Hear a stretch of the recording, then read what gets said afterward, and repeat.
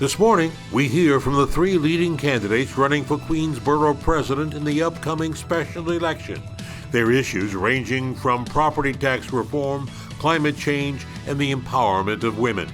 Plus, from nearly 24 candidates, it's down to 2 frontrunners in the Democratic race for the White House. We'll get the latest take from our political analysts, Morgan Peckma and Chapin Fay. Now from 42nd and 2nd, this is New York's very own Pix 11 News Close-Up with Marvin Scott. Good morning.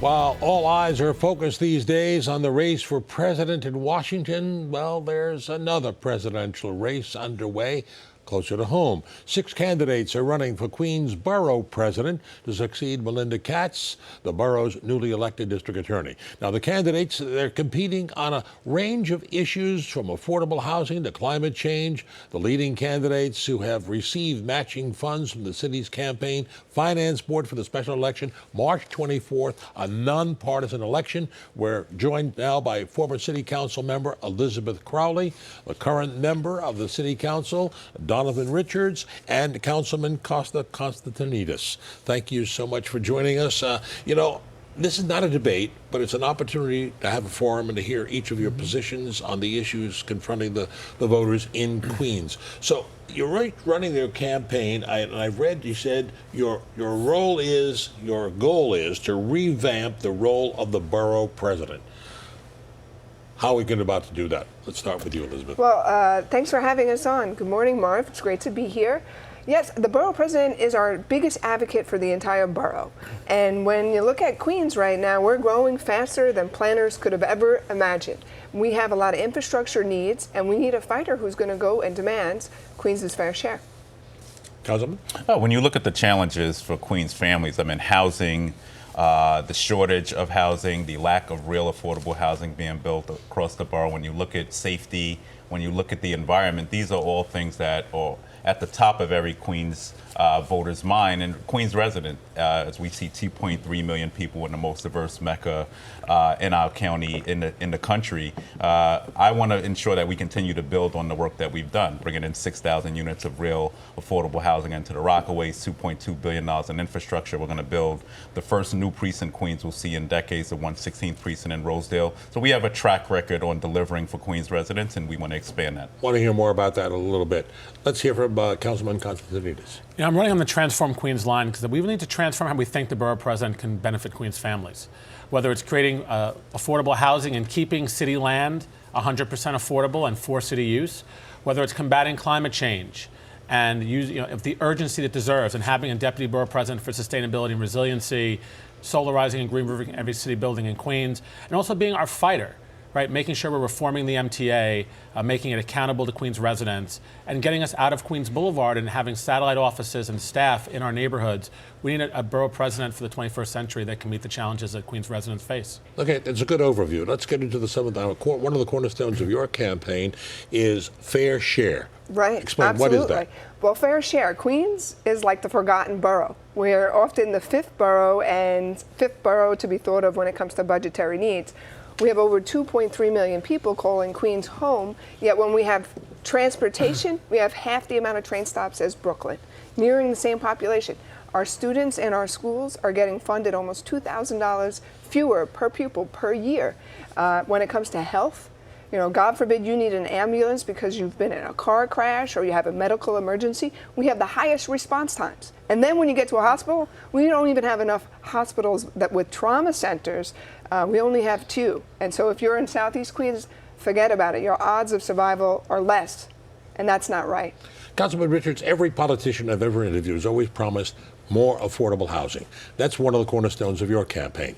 Specifically, how would you do that? Well, let's not talk about promises. I'm, as we speak right now, delivering close to 6,000 true affordable housing units in Queens. Many of those units going to homeless families, many of those units going to people earning between $30,000 and $80,000. So we're not pricing out people, for instance, on Rockaway Beach. We need to make sure that vision is broadened. Mandatory inclusionary housing obviously gave us a framework, but we see a lot of rezonings going on across the borough that we need to ensure have deep affordability. And part of that process is ensuring that you know how to negotiate with the mayor at the table. I'm the former chairman of the Zoning and Franchises Committee, so I have a little expertise in this area, but we need to make sure that we're just not building housing, that we're wrapping around the specific services to also build up communities. So when you look at what we did in Rockaway, nearly 6,000 units of housing, we're building a new $40 million library, $139 million in infrastructure, additional school seats, $20 million for parks, an additional $20 million for existing schools. That's what we need to do for the entire borough of Queens as we grow. Now, Councilwoman Constantine, it's one of your priorities is transportation. And one of the things you want to do is you want to reform the MTA. Absolutely. There was just a bus redesign put out a little more than 2 months ago that was made by someone in Manhattan. Right now, Putnam County, which is half the population of my council district, 98,802 people, have more of a vote on the MTA than Queens residents do, which is nothing. So I have proposed that every borough president should get an appointment to the MTA board. And a Assembly member, Arvel Simotis, and Andrew Gennardis in the State Senate took that bill after meeting with me and made it legislation in the state legislature. We need to make sure Queens has a voice at the table. This seems to be an issue that all three of you seem to be in agreement. I know you want more funds in transportation. Oh, yes, right. Absolutely. Yeah, no, 85% of Queens is considered a transit desert. That means it takes greater than a half a mile walk to get to a train. And for most people, you'd have to take a bus to get to a train. And 45% of the people in Queens just want to get to another part of Queens. So I've planned together that would utilize existing railroads that run freight on them and put passenger trains, and to lower the cost of Long Island Railroad to be more like a one-swipe Metro card fare. Now, that's also read that one thing you want to do, you want to provide more access. Oh, absolutely. I mean, when you can get to Manhattan by train as quick as you can get to Florida by plane, you have an issue. And one of the things we have to do is ensure that even with this MTA plan currently to redesign the bus lines, every part of Queens is united. It transcends partisan politics, actually, because we are a transit desert. We need to see expanded ferry service. We need to see the Atlantic ticket, which is a discounted LIRR ticket going into the Atlantic Station, expanded to Penn Station, and expanded to every LIRR stop in Queens. But more importantly, we need our buses to work, because majority of Queens residents travel by bus to get into Manhattan and then by train. Now, one of the major points in your campaign is you want to empower women. Oh, yes. Well, when you look at community boards and the borough president gets to appoint the 700 people that make up the 14 different community boards, we don't have gender parity. There aren't enough women serving. As you remember, I was on not too long ago, and we spoke about 21 and 21. It's a group that I started that helps women run for office, even at the city council. So a legislative body, there are only 12 out of 51 members that are women. So women are not, they don't have a seat at the table when it comes to the most local level of government, and I certainly want to involve more women, and especially young people too. Okay, we have to take a break. Come back. I want to talk about criminal justice reform and the bail reform. We'll be right back. Great.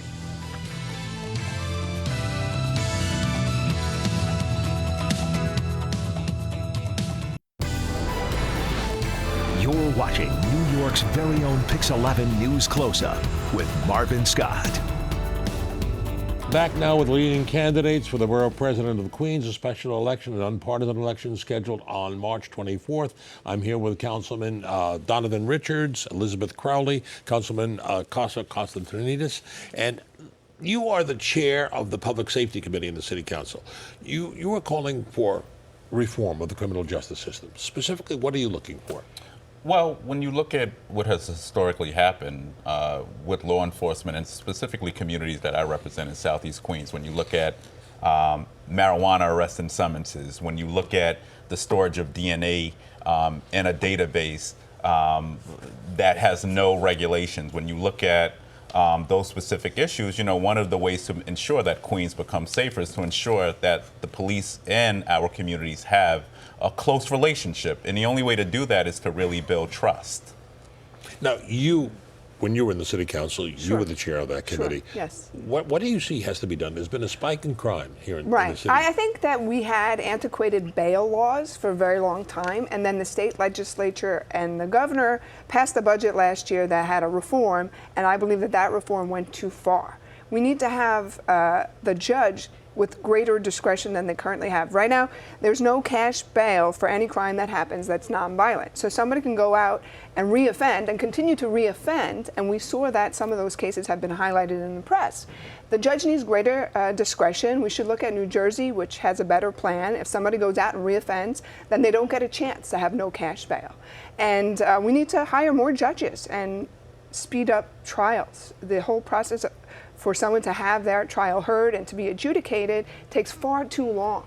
And that's why we have too many people sitting in jails. If somebody is guilty of a crime, that they should have the chance, or innocent, they should have a chance quickly to plead their case. And then if they are, then we should send them to a state prison, and it shouldn't be the responsibility of the city, because we waste millions and millions of dollars, which turned into hundreds of millions of dollars every year, doing what the state is really there to do.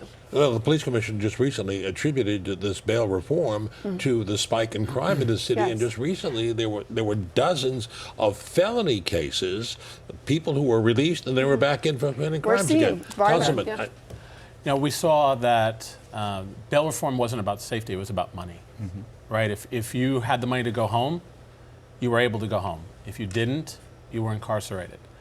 So, you know, we're seeing a very low percentage of the crimes that are being committed over the last 2 months being committed by those who were released on bail. And so being honest here, we need to start thinking about it. You talk about gun violence in our community. We need to have more deterrence, more programs like 696 Queensbridge that are out there interacting with the community, making sure that we get out in front of. We need to have more educational programs to make sure we're providing, and job training programs to make sure that we're providing young people with opportunity. When we provide opportunity, we're able to sort of deal with a lot of these issues up front. You want more of a voice for domestic violence victims. Oh, absolutely. If you look at our police precincts, the #1 crime happening is domestic violence types of crimes. So, we have made sure that there's funding available for women to get help. But so often when we look at the homelessness population as well, there are women, single women with children who have been victims of domestic violence. And let me just add this to the bail conversation, because the police commissioner just testified before my committee 2 days ago. And what we found out astoundingly, when you look at the bail numbers, 40% of what's driving crime in New York City, the 7 major crimes, are domestic violence related. It's not necessarily people getting out on bail and recommitting crimes. And that's stats from the police commissioner. I'll also just remind you on domestic violence that I work very hard with the SVD unit in the NYPD. We now have Safe Horizons counselors at every single precinct in New York City who are committed and dedicated to working just on the issues around domestic violence. So when we look at what's driving crime right now up, it's 40% of it is domestic violence related. So we need to get a grip on that. And as we talk about bail, it's about addressing the root causes of why people commit crime. That means we need to create more job opportunities, more employment opportunities for people who are coming out, more services, housing. I mean, I agree with Donovan about creating more justice, but we have to be wise here and understand when somebody is a victim of domestic violence, we're seeing that the perpetrator, the offender, is getting out of jail before the woman is getting out of the hospital. Right. And those people should be held accountable. I just want to add, I'm not talking about on DV on that, but on domestic violence, those individuals absolutely should be held accountable. Let's give Councilman Constantine an opportunity. No, I think at the end of the day, we need to make sure that as the borough president, in the powers of this office and what we can do to address these issues, we need to be able to use the power of the budget to fund organizations to help domestic violence survivors. We need to make sure that we are, we've proposed having an Office of Outreach and Diversity to reach out and be in the neighborhood, speaking the languages, because very often, people are not willing to come forward. Right? We need to make sure they're reaching out to every community, right? We have to make sure we're building those bridges. We need to make sure that we have legal services available and within our office to reach out to survivors. So it has to be a multi-pronged approach within the powers of the borough presidency to make this work. Now, the council has already approved the closure of Rikers Island, but each of the boroughs is going to get their own little private jail. How do you feel about one being in Queens, in your own backyard? Well, Queens has a house of detention. And so while I support... This will be in addition to that. No, well, they have a plan to take down the building and build a larger, like a $2 billion expenditure. I don't support that. I think that they could take the jail that's there and modify it to house inmates. I do support the idea of the jail being close to the courthouse where it needs to be, but I don't think they need to go that far to spend so much on a new jail when we have so many other demands in the borough. When you look at the decrepit conditions in Queens House, in Rikers Island, jail is supposed to be about rehabilitating people's lives, giving them a pathway out of a life of crime. And for any of us who visited Rikers Island and the horrors there, we know that you cannot reinvent the wheel there. So a new modern jail would give them an opportunity to get the upgraded facilities, the law library, the vocational training they need. And we need to make sure that we're doing that to get people out of the life of crime. I think in this limited amount of time, we've covered some of the major issues. We can't cover all of them, but before we leave, I'd like to give each of you a moment to make a final statement, very brief, if you would, Okay. please. Well, I believe it's time for Queens. We have a borough that Amazon wanted to open shop at, and I supported them coming, 25 to 40,000 jobs. Bernie Sanders announces his presidential candidate here in Queens. We know that we have a borough that's unlike any other. Our diversity gives us our strength, and we really feel like it's our time now. It's our time to shine. Councilman Richards. Listen, 6,000 units of affordable housing, unparalleled record on infrastructure, unparalleled record in bringing investment into our borough. I'm ready on day one to lead this borough, the most diverse place in our country, and we need to do this right away. Councilman Constantinides. And we have a real plan to transform Queens using the powers that the borough presidency has, whether it's creating more affordable housing to make sure rising seas and rising rents aren't forcing families from their homes, whether it's to combat climate change by having a deputy borough president, solarizing Green River City building in Queens, investing in our parks, investing in our education, getting kids out of trailers. We have a plan to get it done. Thank you. Hard to sum that up in 30 seconds. We can cover the issues without having a contentious debate. Oh, we have Thank you, absolutely. Councilman Not us. We're not Washington, D.C. No. Donovan We work Richards, together well. Elizabeth Crowley. Thank you, Mom. Thank you. Special election in Queens, nonpartisan election, March 24th. Get out and vote. Okay, thank you so much for joining us. Thank We'll you. take a break. We'll be back with some political analysis in just a moment. Stay with us.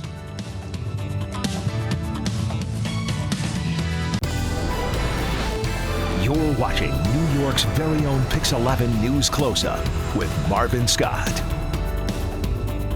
And then there were two frontrunners in the race for the Democratic presidential nomination. A dramatic turn of events this past week when the field of candidates narrowed after Super Tuesday primaries in 14 states and American Samoa.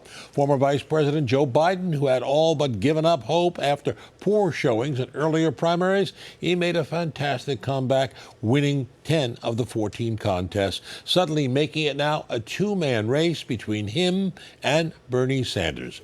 So does the Biden surprise signal a Democratic effort to stop Bernie Sanders? A question we put to our analysts, Pix political analyst Morgan Peckma and Republican strategist Chapin Fay. So what do you guys make of it? Well, I mean, this was a stunning turn of events. Obviously, people had left Joe Biden for dead. He came surging back on Super Tuesday. But what's really striking is that the 2 days before Super Tuesday, the reason that he had been written off was that Biden's candidacy had been so weak and he had underperformed both in the debates and really across the board. And to see the Democratic establishment so desperate to stop Bernie Sanders that Pete Buttigieg and Amy Klobuchar and Beto O'Rourke would all coalesce behind him, I think really caught the Sanders campaign by surprise. Yeah, I agree. I mean, everybody loves a comeback, and Joe Biden is certainly America's comeback kid right now. My concern is in all the hoopla of the horse race. I mean, I think what's being lost is Joe Biden really the strongest candidate in this race? I mean, every single day, it's like the guy can't make it through an hour without not realizing where he is, forgetting the words of the Declaration of Independence, confusing his wife and his sister. And I think if we were really paying attention and we had an unbiased media environment, we'd be hearing all sorts of articles, reading about that over and over. Imagine if a Republican primary process were going to produce a guy like that. We'd be reading articles about his mental health. We'd be reading articles about his age, his physical health, whether he can actually do it. But I think Morgan is right. This was the Democratic Party really coalescing and trying to prevent Bernie Sanders from winning at all costs. But to be fair, I mean, Chapin, your party did produce a candidate exactly like that 3.5 years ago, right? But I think your criticism is perfectly valid. I mean, Joe Biden, the day before Super Tuesday, was calling it Super Thursday. Right. And so this is, I mean, Democrats should be concerned about whether Joe Biden can go toe-to-toe with Donald Trump, who we know is a very aggressive, voracious debater. And to see them on the stage, it's going to be a very problematic situation position for the Democrats. Well, all of this could perhaps lead to a brokered convention, which we haven't had since, I think, 1957 with Adlai Stevenson.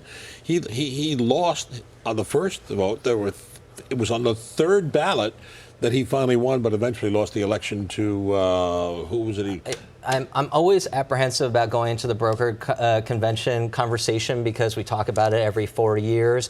But I do think that, last time around when the Democratic establishment pulled the rug out from underneath Bernie Sanders to give it to Hillary Clinton, that Bernie Sanders kind of made that magnanimous move of saying, okay, let's coalesce. I'm not so sure that he is going to be so magnanimous this time around. Nor are his supporters going to be, I don't think. And by the way, there's a lot more race campaign out there. I mean, there are a lot more delegates at stake. There are only, 100 or so delegates apart, and there's, I think Joe is at 40% of what he needs. If my math may be wrong, but there are still a lot of delegates up for grabs. So it is a two-person race, and it's not Joe Biden's, by any stretch of the imagination yet. And one of those coming up is, I think, is on Tuesday, and Michigan is one of them. It's very important, and it's projected that Biden can do very well there. Michigan, Washington, Missouri, those will all be very important states, but it's also important to know these are not winner-take-all states, right? So it is about this delegate count and making sure that you're performing as well as possible. And is any surprise that Biden won a strong African-American vote, didn't he?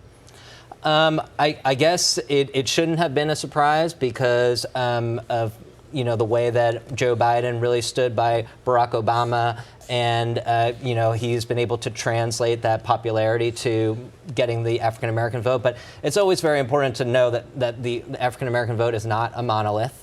There's certainly a lot of energy among young African Americans around Bernie Sanders. And so, I think it is also a regional consideration and not just one that is racially oriented. This is now shaping up as a battle between the progressives and the moderates. I think so. And I suspect that, the progressives are not done just because Bernie performed poorly this week. I mean, the party has been going left. I think Bernie has as good a shot as Joe Biden at this nomination. I do think they're going to, if there is a brokered convention, I do think they're going to try and take it away from him once again. I think a recent poll showed a large percentage, with somewhere 40% still aligned with Bernie Sanders. Absolutely. I mean, as Chapin was just saying, Bernie Sanders has transformed the Democratic Party in so many ways over these last 4 years. And we've seen that the energy that is driving the Democratic Party right now is really coming from the Sanders wing of the party. But there is such great concern about President Trump winning another term that has become the overwhelming consideration for at least mainstream Democratic voters. Just look at exit polls in Texas.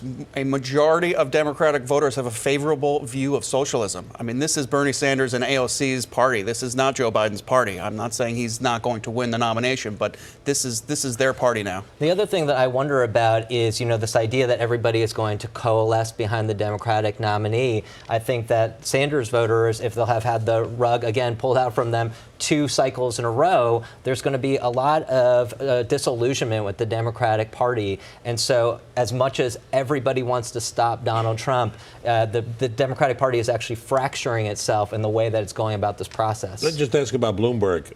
He put $500 million into this and only won American Samoa. I mean, Elizabeth Warren ended Mike Bloomberg's candidacy in the first 5 minutes of the first debate that Mike Bloomberg appeared in. He was not ready for prime time. She completely took him apart, and after that, he was never able to recover. No one has ever won with this strategy. I mean, I was open to seeing, with the amount of money and resources he had, seeing if it would pan out, because that's what they put all their eggs into the, we're not going to compete in the early state strategy. But it has never worked for anyone, and that's just continuing. What about a running mate for the Democrats? Who do you see if it's Sanders or if it's Biden? A woman? I think, likely a woman, a person of color, somebody who will bring balance as every ticket is looking for. I know it will not be an old white man. And how about Trump? Was he going to bring in, he's going to nut Mike Pence? No, I think you stick with what is working. I think Trump, does make decisions, on the fly. Sometimes you never know, is what I'm saying. You never know, but okay. I do think you stick with what works. All right, Chapin Fay, Morgan Beckman, thank you very much. We'll be seeing a lot more of you later on this year. Thanks a lot. And that'll do it for our program for this week. If you have any comments or wish to see this broadcast again, log on to our website, pix11.com/News Close-Up. Up next, Greta Van Susteren and Full Court Press. I'm Marvin Scott. Thanks so much for joining us. Enjoy the rest of your Sunday, everyone.